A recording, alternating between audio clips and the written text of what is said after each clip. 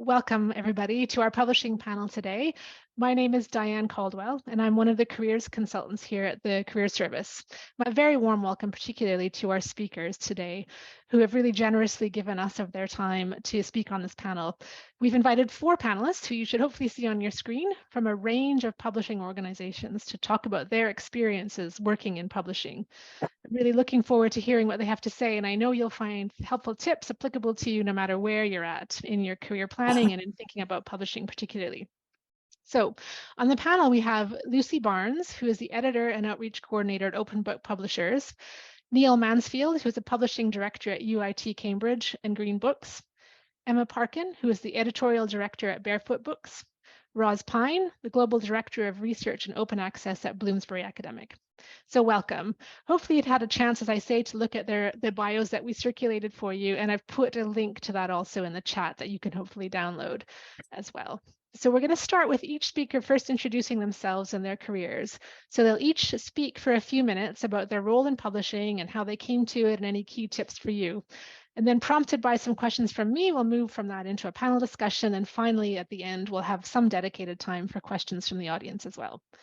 So if everybody is ready, we will go alphabetically, actually, from last names. If we could start with Lucy, Lucy Barnes, again, the editor and outreach coordinator at Open Book Publishers. Hi, everyone. Thanks, Diane, for that introduction. So my name is Lucy Barnes, and I'm an editor and outreach coordinator at Open Book Publishers, or OBP. So OBP is a small, mission-driven, scholar-led open access press. We're a non-profit, and the press was founded by 2 academics in Cambridge, actually, in 2008. And the aim of the press has always been to make sure that as many people as possible can access high-quality research freely. And that sort of mission-driven aspect is something that appeals to me and is one of the reasons that I like to work there. But my role is, as the sort of title suggests, is split into sort of 2 sections in a way. So I work on the editorial side of things. I work with individual manuscripts, individual authors, helping to improve the book project. And I also work quite closely on the text itself. So a lot of academic presses put copy editing into the kind of production bracket, and that often actually is outsourced now. But OBP does that sort of work in-house. And so that's part of what I do on the editorial side, is working very closely with manuscripts, with individual authors. And that's something that I enjoy. That kind of intellectual, sort of quite quiet work is a good part of the job that I enjoy doing. But there's also another side to it, which is very different, which is the kind of outreach and advocacy side. So you probably are aware that open access publishing is becoming more prominent, but it's not the default way that academic research is published. And part of what we do as a press is to do what we can, working with other initiatives to try and move academic publishing in that direction, and particularly academic book publishing, which sort of tends to lag behind journals as far as open access is concerned. And so my role in terms of outreach is to try and help with that. So that involves a number of different things. It can involve speaking with different organisations at conferences or at events or at meetings, and sort of trying to make the argument for the way that we publish for open access without charging authors. And also it can involve writing, so it can involve blog posts, white papers, all those kinds of different things. And I help to coordinate a network called the Open Access Books Network, which tries to bring together people who are interested in or working on open access publishing. And that, we put on events, and we share resources and knowledge and information. And I also work on an infrastructure project, which is trying to build non-profit community-owned infrastructure to help smaller to medium-sized publishers publish OA books. So that side of things is very varied and very people-orientated, in fact, and involves a lot of interaction with individuals, which is quite different from the editorial side of things. And that balance has kind of been enabled partly because I work at a very small company. OBP is only 8 people. And so that has some upsides in the sense that you can sort of grow the role around your own skills and your own interests. It has some downsides as well. So there's not the kind of traditional structure in terms of promotion that you would get at a bigger company. I'm never going to be managing a large group of people, which for the moment suits me perfectly fine. But those might be skills that you'd be interested in acquiring, and you wouldn't be able to get those at a small company. There's also a salary implication as well. Publishing in general is not particularly well paid, and small non-profits are even less well paid. So those are drawbacks, but at the moment I'm certainly finding that the pros outweigh the cons. And I know that we don't have too much time for our individual talks. I don't want to go over, and I'm happy to talk more about the work that I do now or how I got to this point in the Q&A.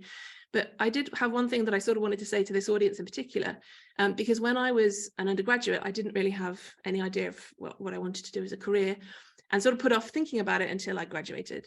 And at that point, it all started to feel very overwhelming, because I think I had the idea, and you might share this, you know, when you're you're at university, particularly a university like Cambridge, you probably had quite a successful career at school. There's been a very clear path in terms of what you're following. You've had a series of milestones in terms of exams and, you know, getting into university and this and that. And it all feels quite planned, and you kind of thrived in that environment. Certainly for me, I'd thrived in that environment. And then suddenly you sort of feel as though, well, I felt as though my career should surely be like this too. I should have a goal in mind, which I'm going to try and follow. There'll be a path, there'll be a series of milestones I'll tick off, and I'll get there. And certainly for me, and I think for a lot of people, that's not at all been how my career's gone.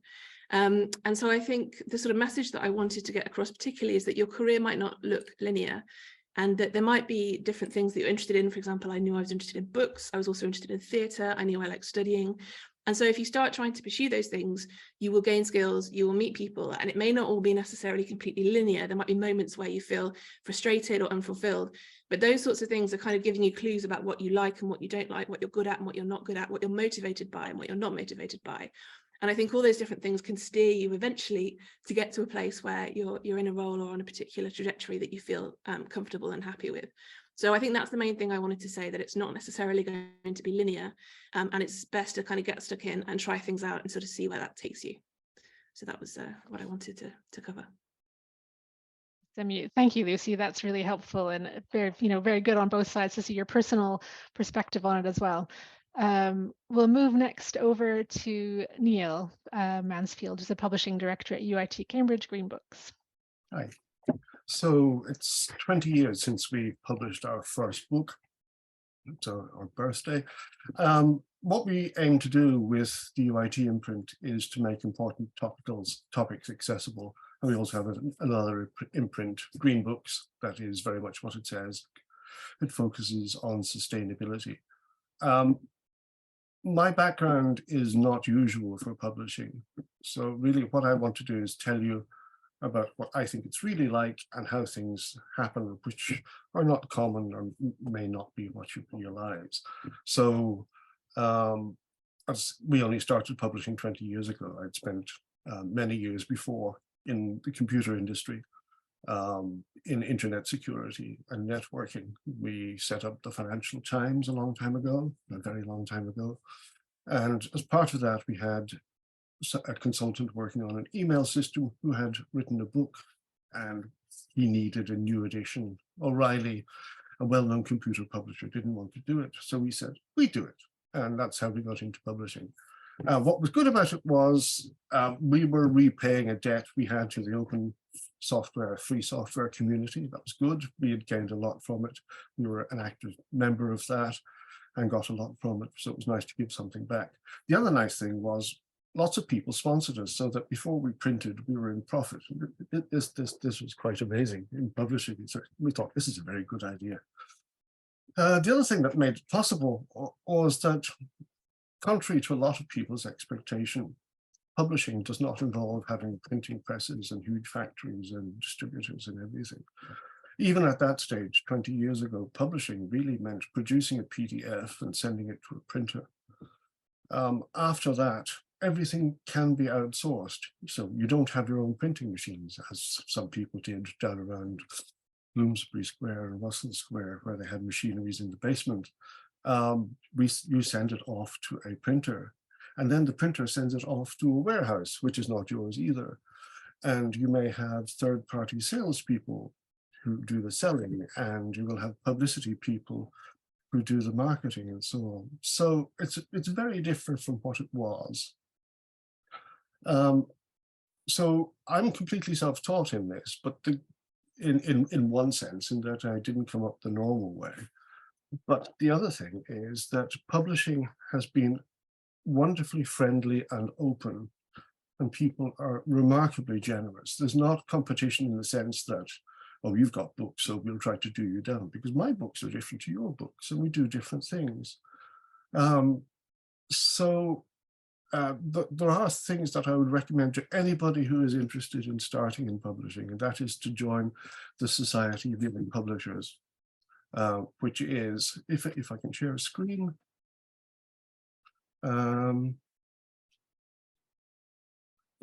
especially for people, it is what it says. It's to help people get started, usually aiming to work for a big publisher, but not necessarily. And then there's also the Independent Publishers Guild, where we got an enormous amount of information and an enormous amount of help over the years. The other thing that's a bit different to what people expect is that publishing is very commercial. Sometimes we interview applicants and they think they're going to be looking for the next F. Scott Fitzgerald. Well, in fact, that's not the case at all. We really do have to make a profit, and we have to be very careful about costs. So I'll come to that in a minute. But the joy of publishing, why is this interesting? What is rewarding about it? Let's see. I will share a screen again. Some of the books that we have, where are we? Some of the books that we have published have made a difference. This is probably our best known one, Sustainable Energy Without the Hot Air. Because David Mackay wrote this book, he became the Chief Scientific Advisor at the Department of Energy and Climate Change, and went on to have a huge effect on energy policy across the world. Sadly, David died a few years back, but his work continues. Just to prove that not everybody knows everything, that's the new cover there now. That is the original cover with a comment by somebody in The Guardian. So it has a crashingly dull cover and so on, but we learned from that. And then other books we've published are Drugs Without the Hot Air by the sacked drug czar David Nutt. His book has gone on to influence drugs policy across the world, like Canada and Portugal and so on, where certain drugs are legalized to remove the effect of criminalization. And also on the sustainability side, we have a whole range of sustainable building books. So it can be very rewarding. The downside is, for some people, it's not what you expect. So a typical day, let's see, is not looking for the next Scott Fitzgerald. This is a trial day for a job applicant that we run here, but it shows that an awful lot of it is basic IT work, working with Word and Photoshop and InDesign and Excel and Excel and Excel and Excel. So if you don't like Excel, then probably publishing is not for you.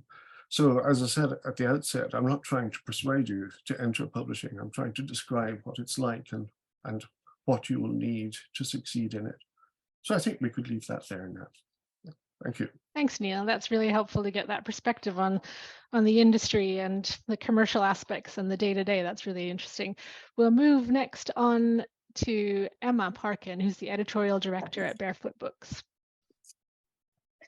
Thank you very much, Diane. And I think probably how I was going to talk through this sort of harks back to what Lucy was saying, was that it's not necessarily linear. You definitely have a meandering path. So hopefully to people who are contemplating this world, just talking through my story might just give ideas of like what kind of things can feed into a publishing career, because we don't all start in the same place. And I think that's why publishing is such a fascinating world to be in, because it brings so many people together from different backgrounds and with different interests. So I started in publishing a rather alarming 20 years ago, and was fortunate enough to find a great graduate training scheme at what was then Tempus Publishing. They've become the History Press, and they're based in Stroud in Gloucestershire. And I started in a role as a project editor. And in that role, what was fabulous was I saw all parts of the business. So I was doing some commissioning, and I was contacting authors and liaising with them over their books, but I also did some very hands-on page layout on cover design, which would normally be very much in the design department. So what I felt I gained there was a great foundation across, into marketing as well. I was working mainly on early history and archaeology books, which I have to confess were not my true passion, but the foundation that job gave me was brilliant. So after promotions to commissioning editor and then acting publisher, I realized that I loved the world of publishing, but I really wanted to be making books for children, which could also combine my love of art and the visuals, which I wasn't really getting in that role. So I just sat down and looked at my geographical area and looked for all the children's publishers that I could find, and I wrote to them. So I knew there weren't going to be very many vacancies out there. It's tough to get into publishing, but I think just being proactive and looking is a great way to start. Sometimes you'll strike lucky, sometimes you won't. A lot of my approaches didn't get responses, but I was very fortunate that my letter to Barefoot Books arrived on the very day that their group project manager was leaving the company. So there followed an interview process, and I joined them then. So Barefoot Books focus on the publication of high quality, culturally diverse children's books across fiction and non-fiction from ages 0 up to about the age of 12. So in my role as group project manager, I was responsible for all aspects of book development, ensuring editions were created in accordance with company standards, to budget, to schedule.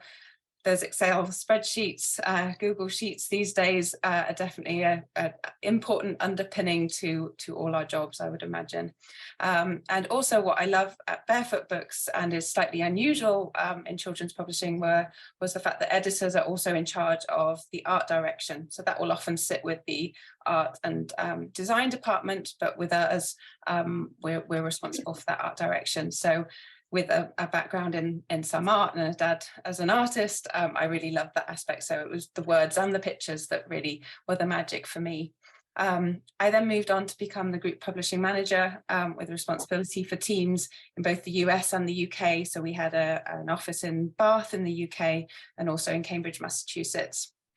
During that time, I also project managed not just a book edition of the Barefoot Books World Atlas, which was written by Nicholas Crane, who some of the older people on this call may remember, but we also created an associated app. So this was way back in 2012 when apps were relatively new. Certainly anything like this was fairly new. So that's since had 4 million plus downloads, and it was in the App Store sort of top 10 app selection. So I then had a year, we actually moved with very little children out to Cambridge, Massachusetts, which is where the main office was at that point, and had a fabulous year then, but then made the difficult but sensible decision to pause on full-time work and actually see my children a little bit more than I was doing at that point. So I then had a fascinating few years, which again just indicates this kind of like, just one of my boss at Barefoot Books once said to me, just start walking and see where you get to, which I thought was a great piece of advice. If you just sit at your desk and don't go anywhere, you won't discover things. So during these years when I wasn't working full time, I volunteered for a charity called the Pelican Post. So I helped fundraise, translate and supply books for Ghana. So we translated them into Fanti. And then I actually went out for a week in Ghana, saw these books being used, saw how grateful the teachers were to have books in their language. They would have to stand in front of the classes and be translating them on the spot because they just didn't have access to these books. So that was extremely rewarding. I also set up Conquer House Publishing Consultancy with a colleague from my Tempest days, and we had a fascinating few years doing editorial consultation, concept development. We even did some author representation. And that was just a great way to find different avenues in publishing. Some of our most rewarding work was with the Ellen MacArthur Foundation, who create lots of sustainability publications, including papers for the World Economic Forum. So we really felt we were doing things that really mattered. And then in 2019, I was approached by the CEO at Barefoot Books to return in the capacity of editorial director. By that point, Barefoot Books was only based in the US. They'd shut down their office in the UK. So I was very familiar with Zoom even before we went into lockdown. And then suddenly everyone joined me on the Zoom calls. I was like, yeah, I know all about this. So I now manage a team of 5 out in the States and sort of head out periodically now that I can again to see them in person. So my typical day includes a quiet morning when the US office are not online. So that's when I do all my editorial proofing, sort of nitty gritty jobs. And then the afternoon switches focus to meetings, team management, and moving initiatives forward. Anytime we need to collaborate on things, that's my sort of busy afternoon time. So I think my key tip to people wanting to get into publishing, again chimes I think with what Lucy was saying, was be open-minded about where you start. So my first job wasn't necessarily my dream job, but put me in such a great position to then go on to what I really wanted to do. So be open-minded about what that first step is, and I am almost certain it will lead you somewhere exciting. So thank you very much. Thanks so much, Emma. That's really, really helpful way to think about it. I like that, start walking to see where you get to. That's really a nice way to think about it. Next, we'll move on to Ros Pyne, who's the Global Director of Research and Open Access at Bloomsbury Academic. Oh, I think you're on mute still, Ros. That's it. There we go. Hi. Am I still muted? No, you're fine. You're good. Thanks. So hi, I'm Ros, and I work at Bloomsbury, and we're a mid-sized press, and we're relatively unusual in that we have both a trade side, which is to say fiction and the sort of thing you might buy in a bookshop, and we also have academic. And on the academic side, we focus on the arts, humanities, and social sciences. We publish books, and we publish digital platforms, which tend to be content that we've licensed from elsewhere. So for example, we have Drama Online, which has the National Theatre's archives. It has a lot of plays from other publishers like Faber and from our own imprints like Methuen. And then it also has academic research monographs, which provide contextual information. And we publish a variety of those platforms in different subjects. So within that, I work in the academic team, and like Lucy, I work on open access.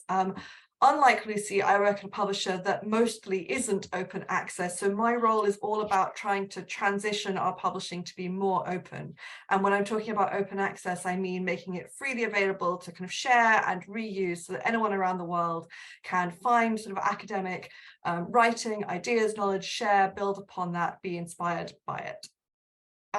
So yeah, my role is very much about change within the organization, and I'm also thinking about what's the future of our research publishing. What do we think academics, researchers, particularly in the arts, humanities, and social sciences, are going to need from publishing in the next 5 years? How can we make sure that we are serving the communities that we publish? I would also very much echo the point about non-linear routes in. I had a very wandering route into academic publishing. I spent a lot of time, too much time during my degree at the ADC. I thought I was going to work in theatre. I spent a year script reading for literary departments, stage managing, temping a lot in offices. I think after that year, I realized I needed a lot more stability. I just couldn't hack the freelance life. It wasn't for me, and I think theatre seemed like it would require that. I went back to do a master's degree. I considered going back into academia. I think I was also a little bit frightened by how precarious academic routes seemed at that point in the kind of humanities. And I thought I would try other things before kind of committing. And I sort of looked at all the things that I was interested in and thought, well, maybe publishing would combine that kind of creative element and getting to work with really interesting people and ideas, but also maybe having a little bit more stability in my career, which I think I was looking for. I absolutely wasn't aiming to work in academic publishing, but I applied for the Macmillan graduate scheme, and in my interview I had a very nerdy conversation with the academic publishing director because they'd just published a first folio of Shakespeare's complete works with the Royal Shakespeare Company, and my master's degree was in early modern studies, and so of course I went straight into the academic division, and I stayed in academic publishing ever since. So sometimes other people might spot your interests before you do. yeah, I went into journal publishing, so that was another great starting point because I got to work with academic editors, but I was also essentially publishing journals. So you're working with marketing teams, sales teams, production teams. Essentially, you're the kind of point person for how an academic journal is going to kind of develop. And as part of that, I also got to launch new journals. So that was really exciting, going out there and thinking about kind of how is this particular research area changing, talking to lots of academics about what new journal might be needed to serve an emerging area. But I think after about 5 years, I realized that what I was most interested in was actually how publishing itself was changing. And I negotiated a move into what was then our digital publishing department. I volunteered to be on the digital working group. And then I sort of said to my boss on my appraisal, I'm really interested in this area. And instead of taking on more responsibilities in our division, could you loan me to the digital department for a day a week? And then when a job came up there, I was sort of able to take the sort of first junior job that turned up in the digital publishing department. And they were doing, this was about a decade ago, they were doing the sort of first experiments in open access publishing at that press. And so that's how I got into open access publishing, which I stayed in ever since. And Lucy was talking about the benefits of smaller presses versus larger presses. And actually, although I didn't choose to move organization for a long time, my press went through a series of mergers. So I started out working for a quite small humanities and social sciences publisher, and by the end of that decade I was working for a sort of really massive science and medical publisher, Springer Nature. And it was really interesting.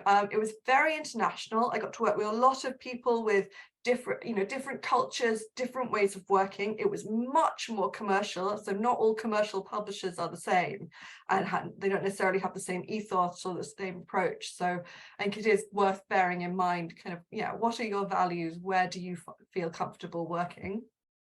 But it was a fascinating place to work, and offered a lot of career progression. And I think it's very true that if you work in a small place, then you might not have a lot of routes up, but your jobs will probably be really varied. And there's you can lend yourself to a department because they can't really take on a whole new person. You can take on an element of your job. If you work for a bigger organization, your job will probably be narrower, but it will be easier to kind of move internally to take on different roles. So different pluses and minuses. Anyway, so now 2 years ago, a job came up at Bloomsbury, humanities and social sciences books, kind of my first love, what I wanted to do when I went into publishing. So I jumped at the opportunity to go back to that, which is, it's a joy getting to work on the areas that I guess are closest to my heart. In terms of a typical day, very quickly, well, there isn't a typical day, but what I was going to do was tell you some of the things that I might be working on in any given week. So last week, I was working on various internal training. I have a group of internal champions for open access who I meant to go out and enthuse about it to everyone. So I met with them and I worked on some of our internal sort of training documentation. I wrote an update for our newsletter celebrating some of the open access books that we've published in the last month. I met with some operational teams to think about some of our processes, metadata, how are we kind of, how are we providing digital discovery? I also absolutely echo Excel, such a useful skill. I worked with finance on a new open access report. I was project managing a new initiative that we're launching, so I was in touch with a lot of people about that. I was planning a session that I'm running at a conference next month. I try and stay in touch with academic librarians to understand what their needs are. So I had a call with a librarian. I attended our academic management meeting where we're talking about much broader issues like how difficult it is to get print books to travel around the world at the moment because there are lots of supply chain issues. I briefed some of our senior leadership team on some external developments in open access, so what kind of governments and funders are saying, and I attended an external advisory board meeting. So it's so varied and it's really fun. Yes, I would heartily recommend open access publishing, of course, but I think also do think about what you value in terms of, consistency versus variety, or kind of how you're most comfortable having your career progress in terms of the variety of your individual role versus the options to move up within. yeah, I have found publishing a very kind of welcoming and interesting place to work.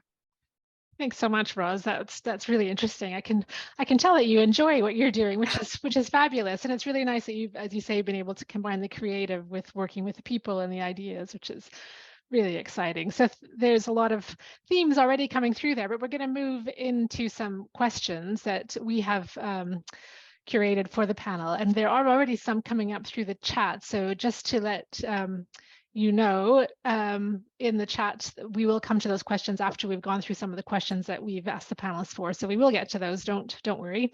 But we'll first start with something quite straightforward, which I can sense already from some of you, some of these elements.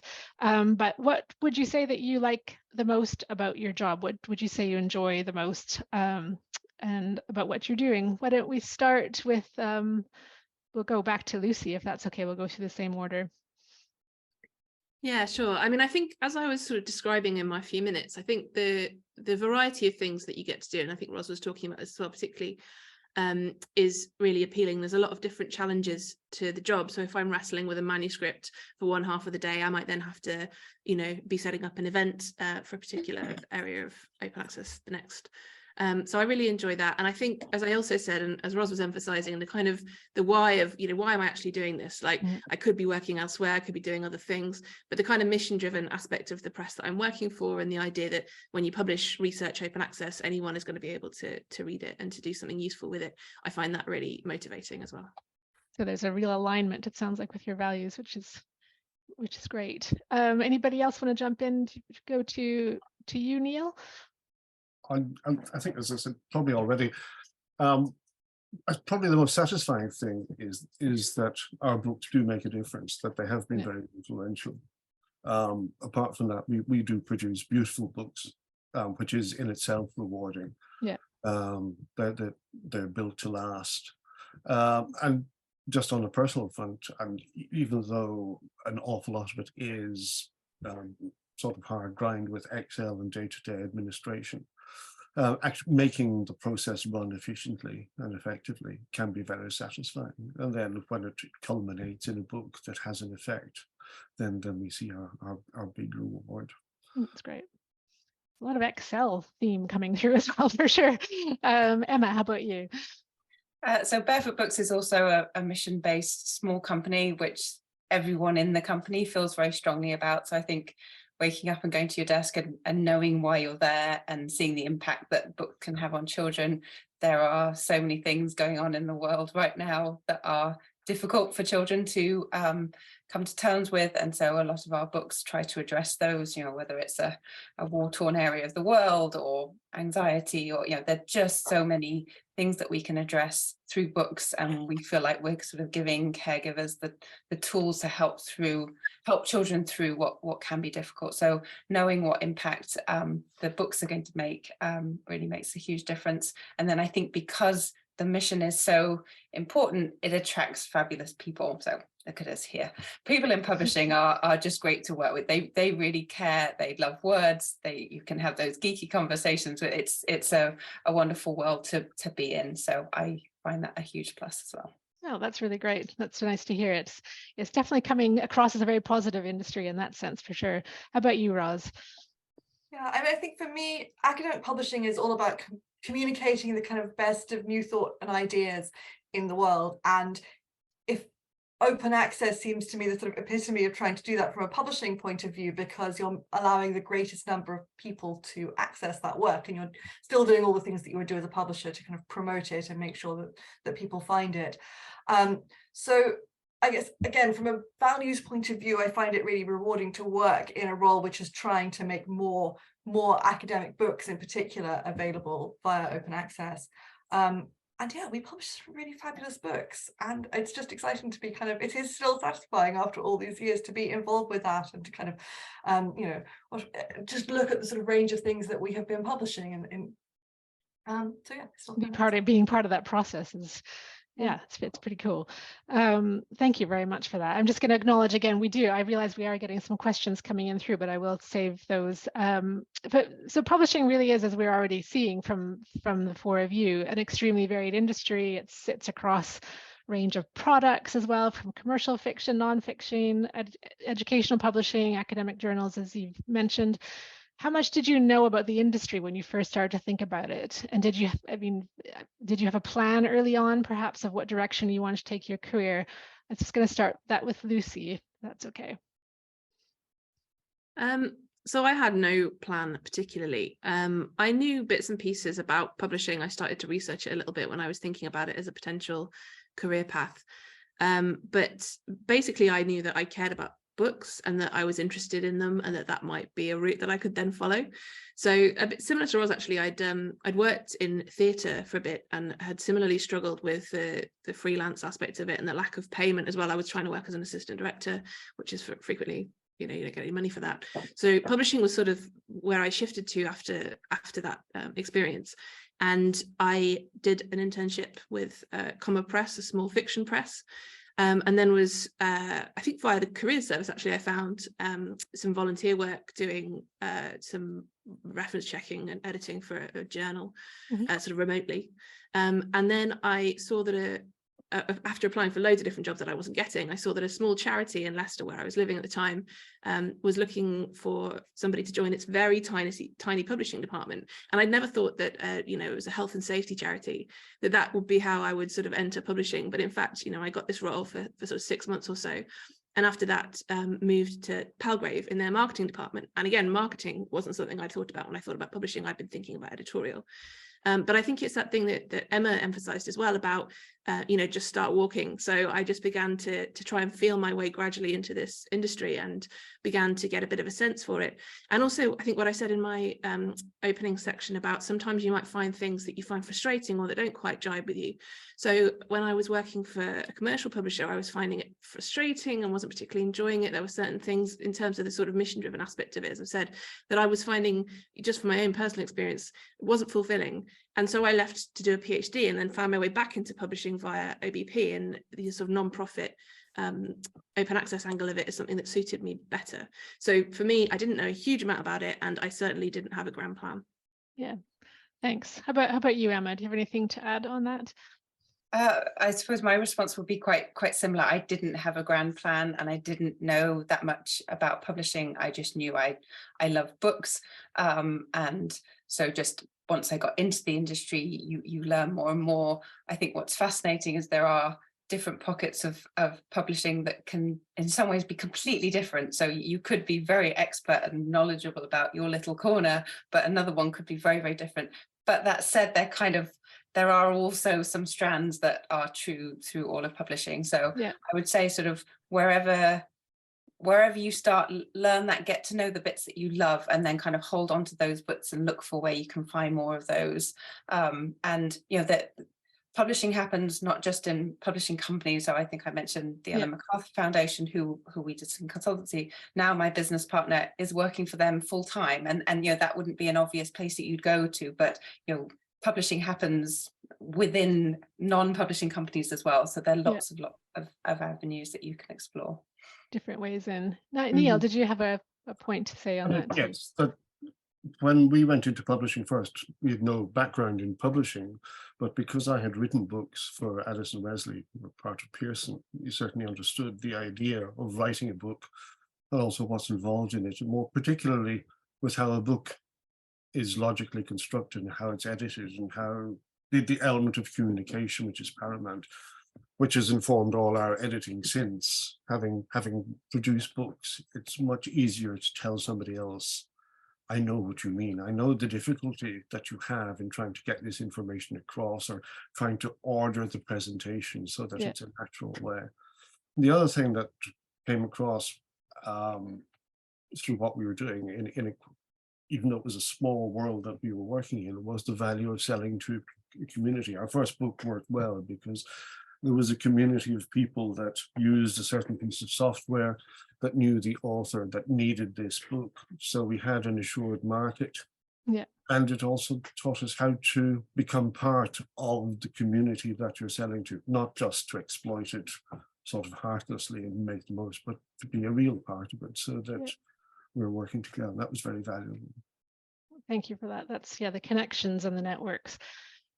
coming back to the roles in publishing, people do often think about the editorial process. Some of you have mentioned already some of those other aspects when they, there's so many roles. Are there any departments in publishing that students may not be considering that might be a good entry point to get into the industry? Ros, do you have anything on that? Yeah, I think in general, I would note that there is a lot of opportunity for kind of creativity and for engagement with authors and with the books themselves, or with whatever it is you're publishing in departments other than editorial. Yeah. And also there is quite a lot of admin in junior editorial roles. I think editorial can be, there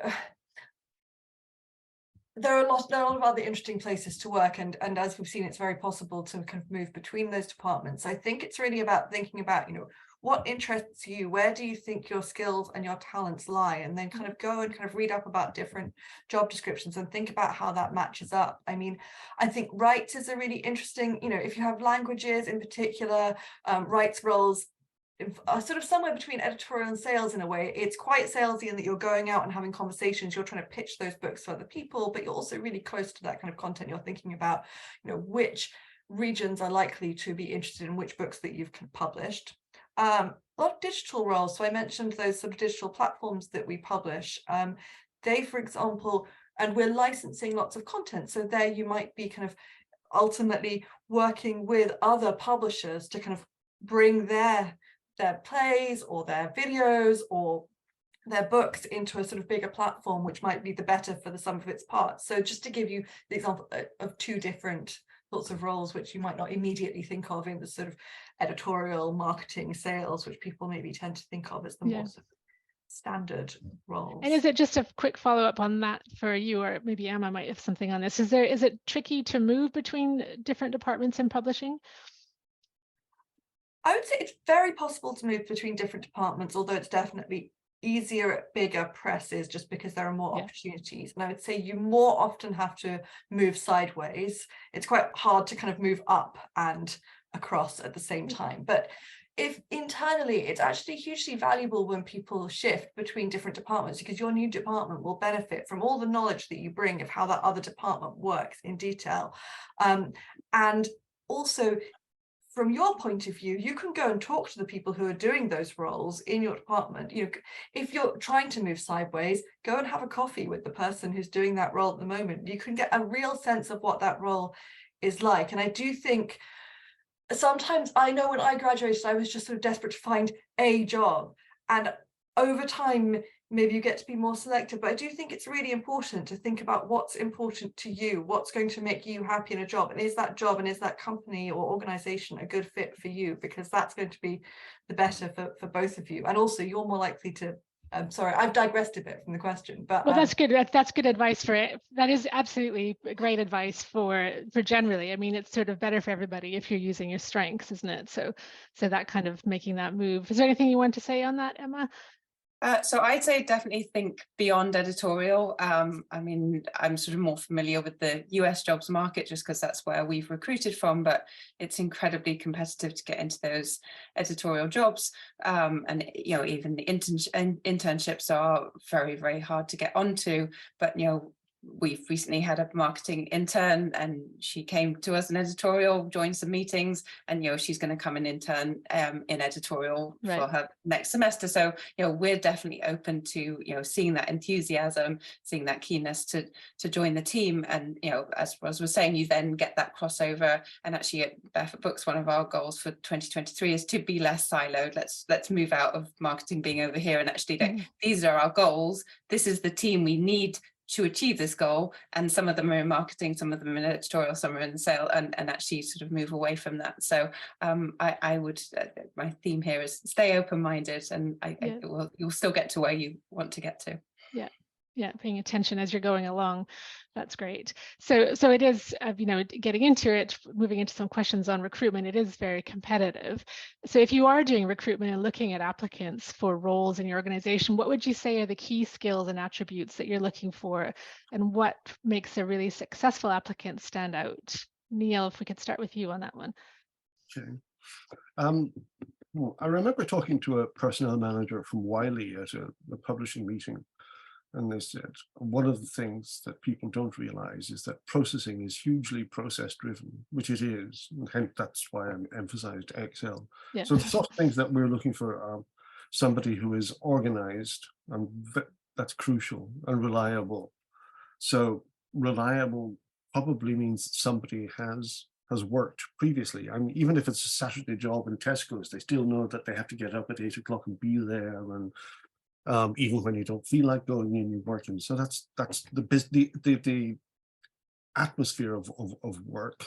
You want somebody who's bright and interested, and can take the initiative, and is cooperative rather than hiding things to themselves. In terms of specific skills, tragically, I think the first thing is Excel. Somebody has to be if somebody wanted to come in and be useful to us tomorrow, if they were good at Excel and could do pivot tables. Pivot tables are the thing to remember. That would be good. Then after that, InDesign, and then Microsoft Word, which of course everybody's used to. But those first two are relatively unusual at a high level and would make a big difference.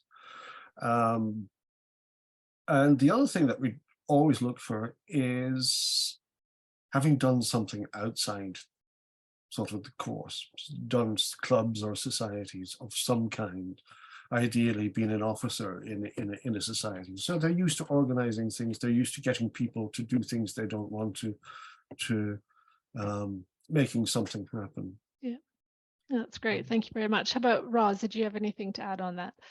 Yeah, I mean, I absolutely second what Niall has said, that having that broad set of skills, so not just, for example, the sort of what you might think of as more conventional sort of skills that are on the sort of, I guess, sort of humanities side, but yeah, the ability to be very organized, to be able to use Excel. And I also very much value people who have done things outside of the university, who've been involved in, sorry, not out of the university, but outside of your university course, and have shown leadership or kind of initiative elsewhere. I think one thing I kind of wanted to say in terms of it being a competitive sector, I mean, it really is at the graduate level insanely competitive. When we have editorial assistant roles, we usually get several hundred applications. Last time we had one in literary studies, we got 1,000. So your first job is to make it through the sift. You have a very busy editor who is trying to read 1,000 cover letters and CVs and narrow it down to kind of under 10 that are going to get an interview. So, you know, proofread, clear your track changes, follow any instructions about naming conventions, err on the side of formality when you are writing your letter, write well. This might all sound obvious, check it, get somebody else to check it. Cover the basics, be really specific about your interest in both the company and the role, not in a kind of fawning way, but just demonstrate genuine excitement and specific excitement about the area that you're applying to. We can tell if you really want to work in fiction and you've sort of slightly adapted your letter to work for academic publishing, and we can also tell if you really want to work in editorial but you've kind of adapted your letter a bit to work for kind of marketing. Really kind of think about what it is you're applying for. You will get more out of a few really well targeted letters, I think. So and demonstrate that you have an understanding of what the role will involve. And I think the problem is this might differ a bit at different publishers. Like Lucy was talking about getting to work really closely on the texts, but actually our editorial assistants would get to talk a lot, you know, work closely with authors, but they wouldn't get to do that close line editing. And I think it would be a bit of a red flag if somebody thought that they were going to do that, because we would think, oh, you don't really understand what this job is. Maybe you wouldn't like what the real job is. And yeah, have some relevant work experience. I didn't have any experience in publishing before I joined. That's still very much possible, but I think any kind of office experience. I once had someone persuade me that they were perfect for a role because they'd worked in a really busy coffee shop, and they told me how they were really good at dealing with difficult customers.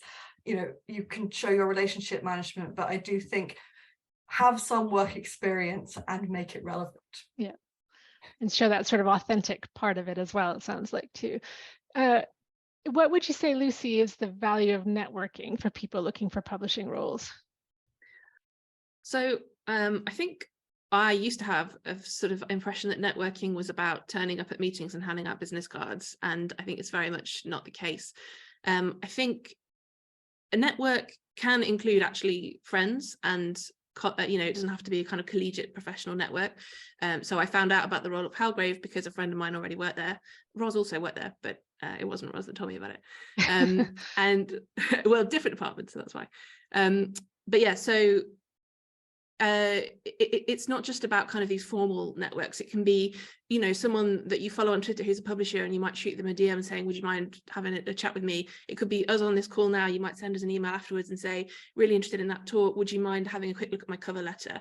You know, these kinds of things are all networking. It's not necessarily face-to-face business card interactions. And I think also, to echo what Neil said about things like the Society for Young Publishers, that's a great place to go and potentially start to build up a bit of a network. So yeah, so don't think about it in a formal way. Think about it just as getting in touch with people. Great. I'm going to move into actually degree discipline now. I'm skipping ahead slightly, panel. We've had some questions from that in the chat as well, sort of STEM graduates interested in publishing, but just generally, do you think there's any relevance of degree discipline for getting into publishing? So I would say that I'd sort of go back to what Ros was saying about when you're applying to a job, being able to show specific and genuine passion. So if you're what you've studied can feed that, then that's obviously going to help hugely.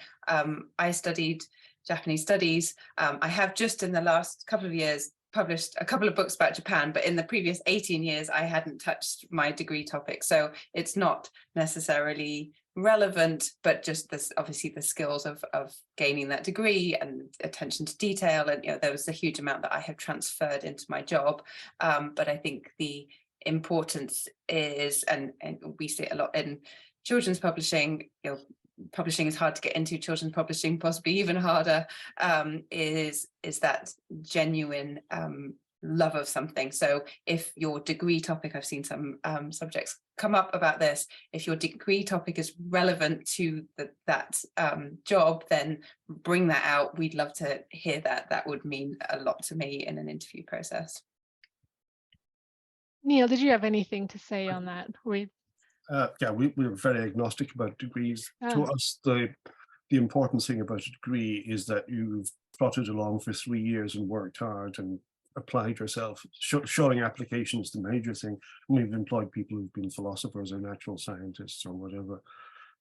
One thing that we don't look for is English, paradoxically, because I think we're worried that we would end up with what Ros was talking about, which is somebody who really wants to do editing as opposed to what the job is. And a lot of our people hadn't been very good at spelling, but that didn't matter. So they were able to apply themselves and organize things. That's very interesting. I was very conscientious when I was corresponding with you about making sure my spelling was correct in my emails. Ros, did you have anything to say on the degree discipline in getting into publishing? I think it depends. So I used to work for the publisher that publishes Nature, and if you want to work as an academic editor for Nature or any of its subjournals, you will need a relevant science PhD and possibly a postdoc. But for example, in humanities and social science publishing, again, my sense is in New York publishing, degree discipline matters more in academic, but in London, in the UK, not so much. I shouldn't say London. But we do get quite excited when we get social science graduates, because we do get a lot of English graduates. And while I wouldn't be prejudiced against an English graduate, and indeed I am one, you know, social science graduates seem to be less inclined to apply for publishing roles. And so it is nice to be able to kind of have someone with expertise in that area working in the relevant subject. So it could be a little bit, but it's not not going to be as important as the real life work experience that you have. Right. Yeah. Oh, no, that's really interesting. Just thinking about PhD graduates, you sort of mentioned it in terms of the academic. Are there specific opportunities in publishing for PhD graduates beyond academic publishing? Lucy, did you have anything to say on that? I don't think, as far as I'm aware, there's a specific kind of PhD track. I think the thing to emphasize with PhDs, as with other degrees, is that you've got a set of transferable skills that you can emphasize. Things like attention to detail, that is so important in publishing, particularly if you're doing any kind of public facing marketing or editorial, anything like that. You know, if you've got a typo in the title, it's not going to look good. You know, things like the commitment, as Neil was saying, to be able to finish that degree, and particularly if it's a postgraduate degree, a PhD, you know, it requires a lot of motivation, a lot of kind of self-organization, all those kinds of things. But definitely, I think, don't imagine that because you have an academic qualification that then is going to by itself be enough to get you into a publishing job. You do need to have that work experience, that office experience or coffee shop experience or whatever else it might be. And Ros, what about you from where you're sitting? Yes, apart from the sort of scientific route that I mentioned, Yeah. I don't see any specific opportunities.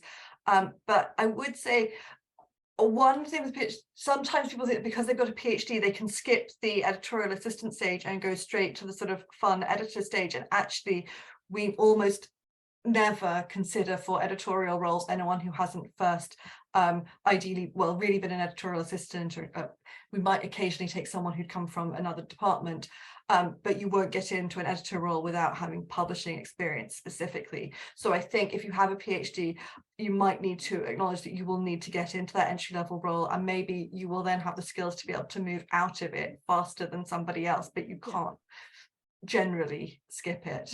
But I would second the point about useful skills. And so one of the things that I and people in my team tend to spend a lot of time doing is scanning what's happening externally, reading a lot of white papers, a lot of industry but this is a lot of academic papers, and trying to distill what that means for our area. So the sorts of skills that you have in a research degree, particularly kind of humanities or social science research degree, that actually immensely valuable. And I've had, say, history PhDs who have done that job so well because of the skills that they learned during their degree. So you'll definitely have some relevant transferable skills that you can tell us about when you apply. Yeah, sort of unpacking it and interpreting it.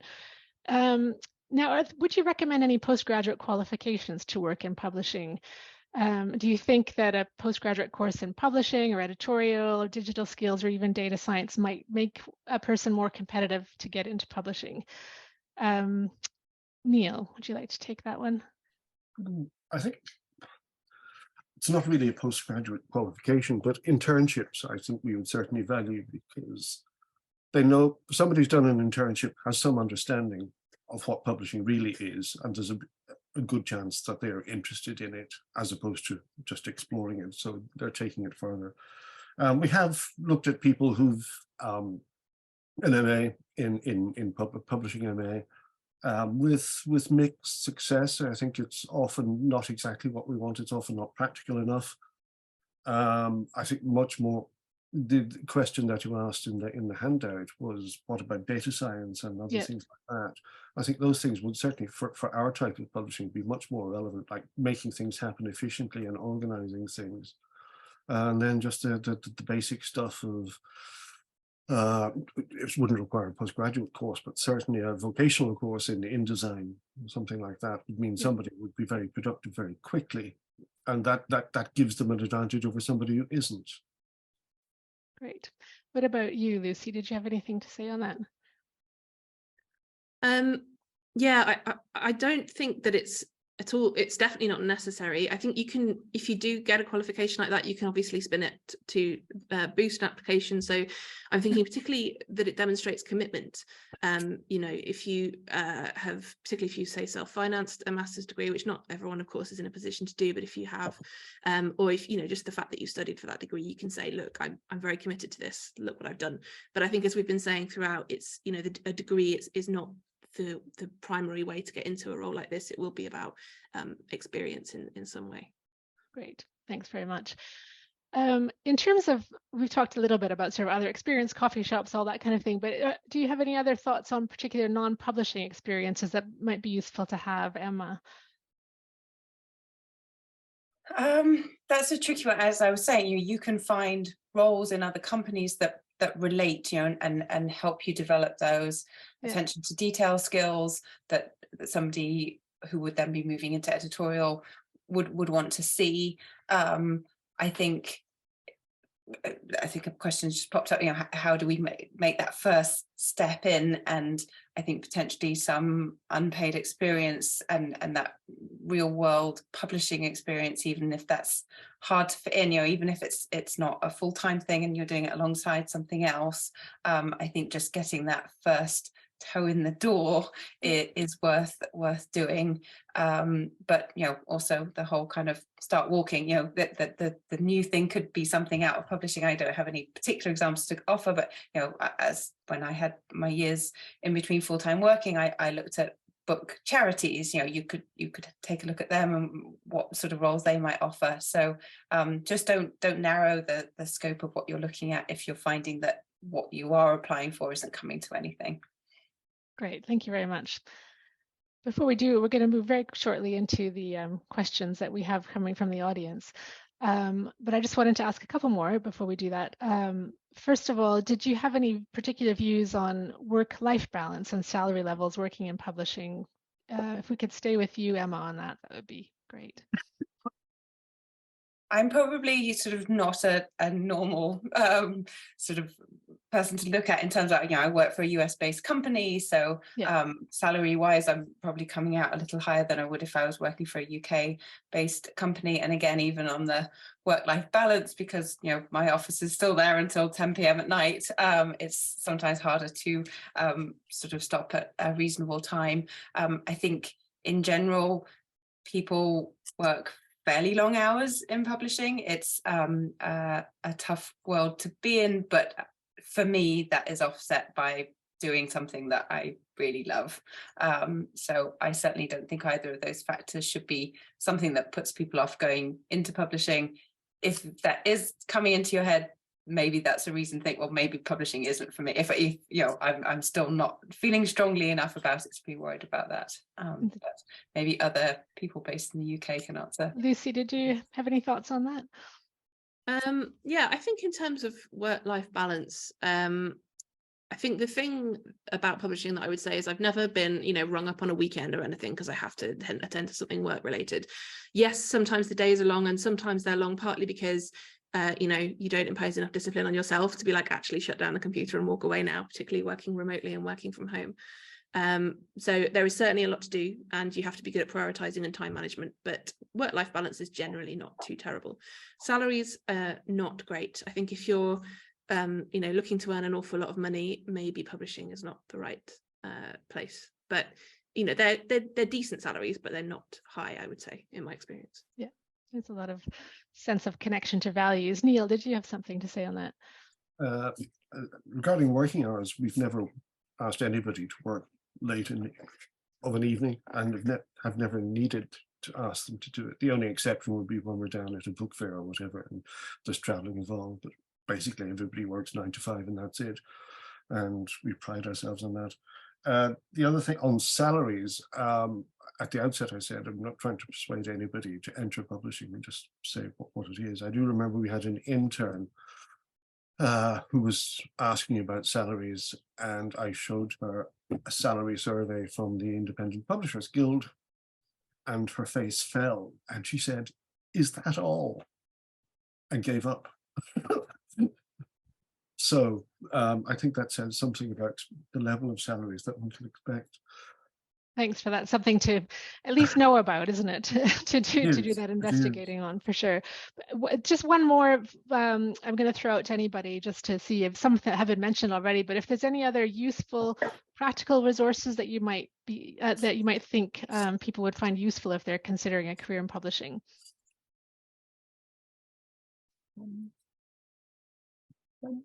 This isn't a practical resource, but just one thing I wanted to kind of mention was apprenticeships, because I think for us and probably for some other publishers, we used to offer paid internships, and the apprenticeship scheme has now largely replaced that. It is quite similar, but I just want to say, do look at apprenticeships, because it is essentially, to this question of all these jobs seem to expect that I have experience, or all the jobs are going to people who already have some publishing experience. The apprenticeship is the kind of designed for people who have no experience and just kind of want to route in, and they are paid not well, but there is, it is enough to just, it's considerably better than say doing in terms of financially than say doing a master's that you have to pay for, and you'll probably learn a lot more by doing it. So I would heartily encourage you to look out for those opportunities, and they are not, you can have a degree and still apply for an apprenticeship.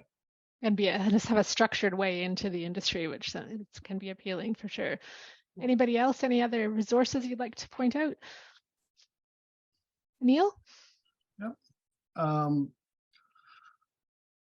There are a couple of newsletters which will give you an idea of what's happening in publishing. There's the Bookseller, which is the UK publishing and bookselling magazine. There is a free daily newsletter that you can subscribe to. You won't get everything because many of the articles are hidden, but you still get a good idea of the sort of thing that's happening.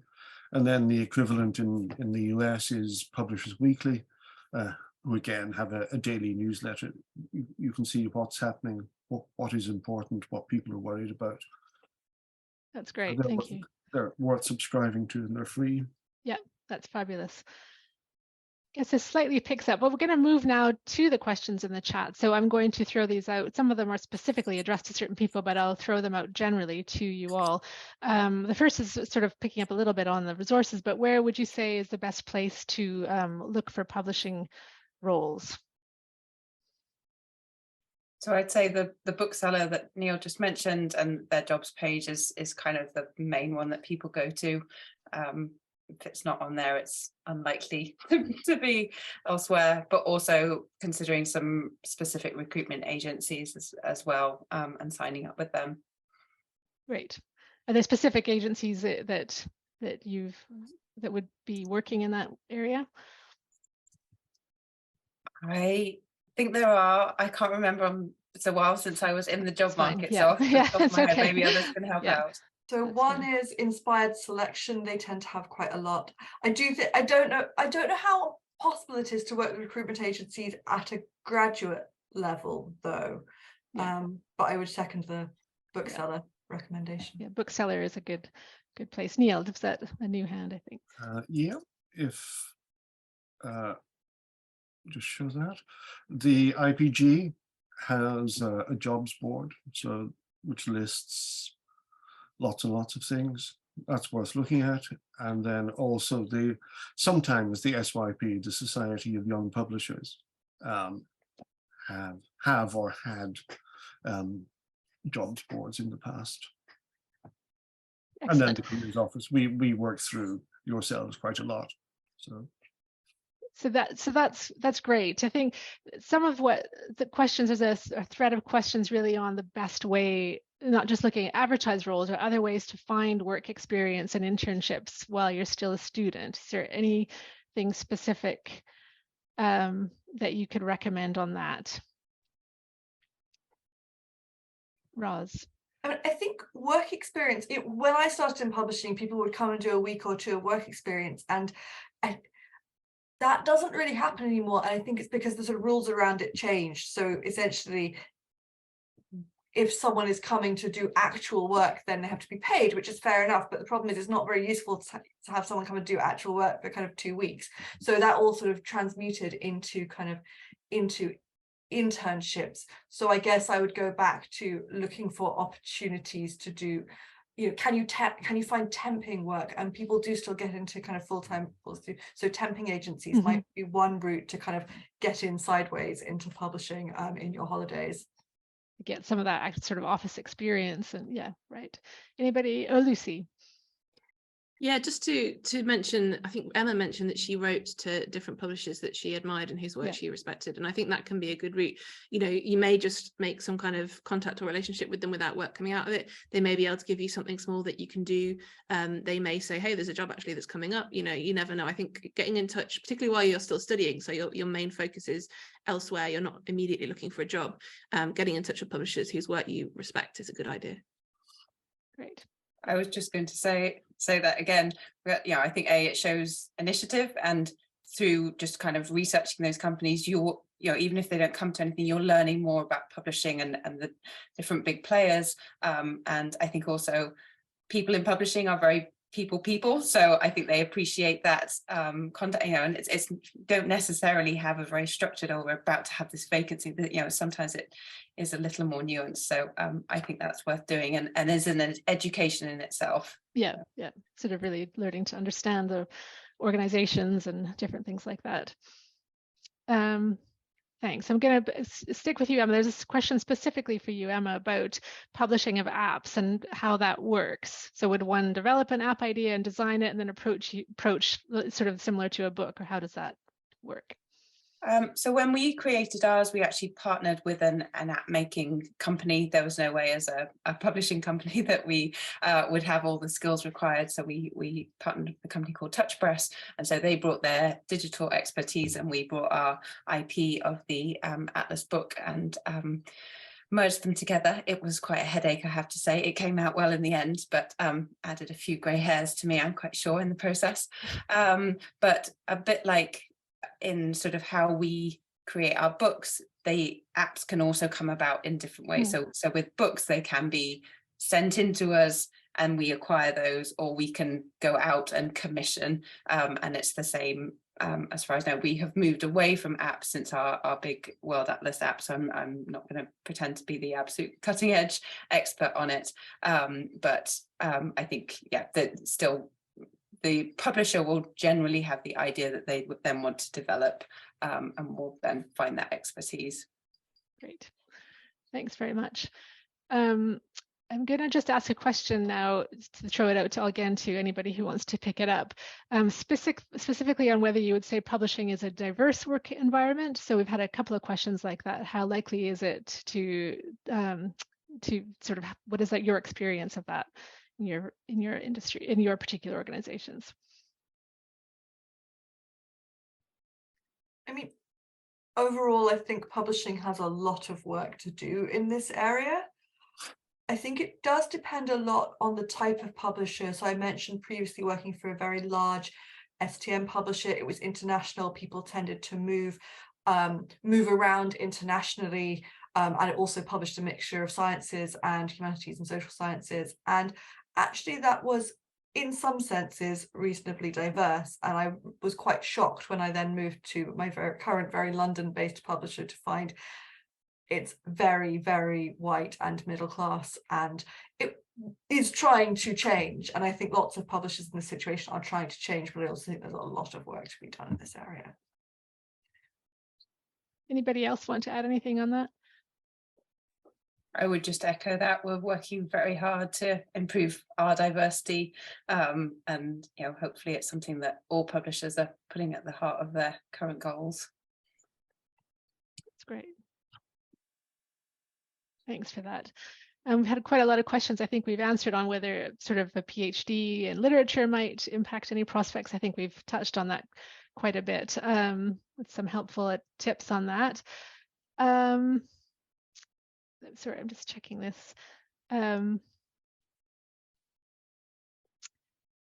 Yeah, I guess one question that's coming through as well, sort of in a few different ways. So if you were, I think it was you, Ros, who talked about sort of 1,000 applications for a particular role. What would make the sort of the long list or the short list even stand out if you could identify what those things are? I mean, sometimes what you find for the very most coveted role, so that you might find it actually goes to someone who's already an editorial assistant in a different subject that was, less competitive. Right. And so I think this goes back to your kind of point earlier about considering different routes in. Any form of publishing experience is going to be valuable to you as you attempt to move. So I think think very broadly about what you might be willing to do, at least in the first year, because after that it becomes very, very much more, partly you will learn what really interests you, and you will be able to make a much more convincing case, but also you will then have real world skills. So I think cast a wide net in terms of your interest. In terms of what makes it stand out, for me specifically, it's someone who gets what's going on in the industry, someone who's taken the time to read the bookseller, to read some articles about open access, who not only shows enthusiasm for it specifically, but I mean, the best cover letter I ever read was from someone who referenced kind of 2 or 3 sort of, it would be like sort of someone referencing Lucy's Open Access Books Network and sort of saying that was a really, or some of those sort of wider projects that are happening, and had taken the time to learn about them. I appreciate that it takes time to do that kind of research and find out about it, and it's not a straightforward thing, but for me that sort of thing does make a difference. Yeah, really, just to distinguish the different candidates. Niall, what about you? In terms of general job looking, it's goes back to networking, what networking is, which is talking to lots and lots of people about lots and lots of things. So be nosy about what they're doing and let people know what you're looking for. Say, I'm interested in doing something like this, because if you don't tell people, they won't know. And I remember there was a little anecdote about, I don't know, Tony Jacklin, who had just holed out a sort of 40-foot hut, and somebody says, gosh, that was lucky, Tony. And he said, well, that's interesting, because the more I practice, the luckier I get. It's the same as looking for jobs. If you tell people and you look and get around and talk to people, that can be very important. I've seen that, where you keep your eyes and ears open, you go to conferences, you go to events, and you talk to people. It may not work, but it may do. I've certainly seen it work. And it does take practice, that's right. Does anybody have any particular thoughts on how COVID might be affecting the publishing industry as a whole?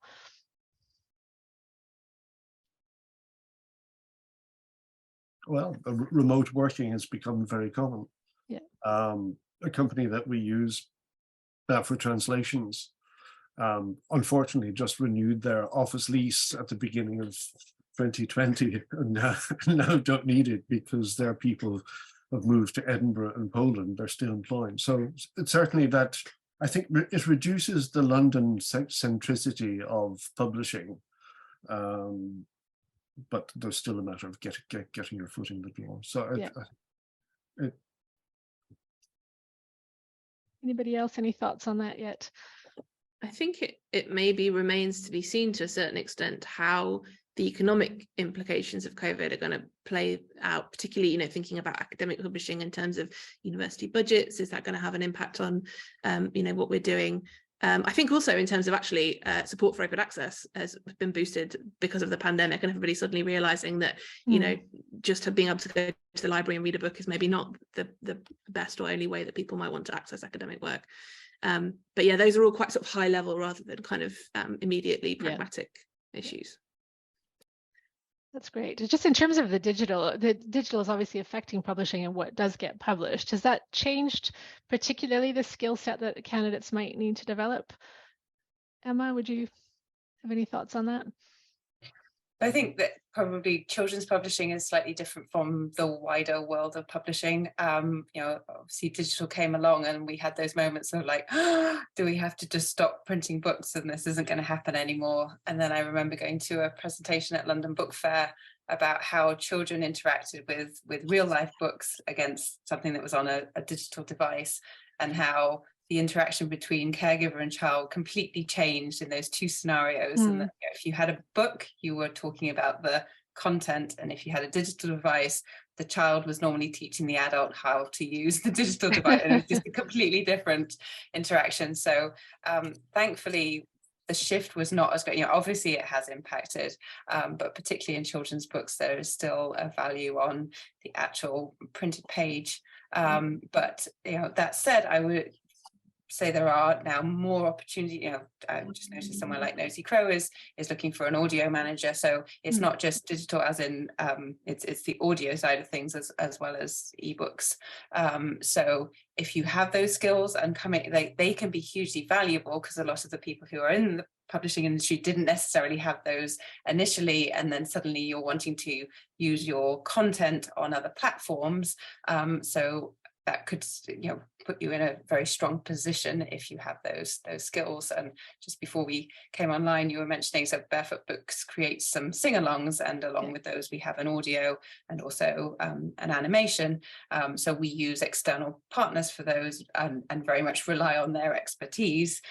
So if someone applies to a publishing company and has knowledge of those things, they certainly look good on a CV, I would say. Yeah, great, thanks very much. Anybody else, any thoughts on that? I'm going to move into, we've picked up, I think, most of the questions from the chat. I'm going to move into just a final question for all of you, really, because we've had lots of really helpful tips and advice already. One final thing, though, if knowing what you do now and where you're at in your careers, what advice would you give to yourself when you were at university? Maybe start with you again, Lucy. I think I've sort of already given it in a way, because I think it's that thing about not imagining that it's going to be a very smooth linear process and that you're going to, you know, be able to tick off all these boxes on the way. And I think in that respect, I probably would have told myself in the summer of second year to have done some kind of work experience or internships, and to have set myself up with something similar for the summer of third year, because I think I just sort of thought I'll worry about all that when I've graduated.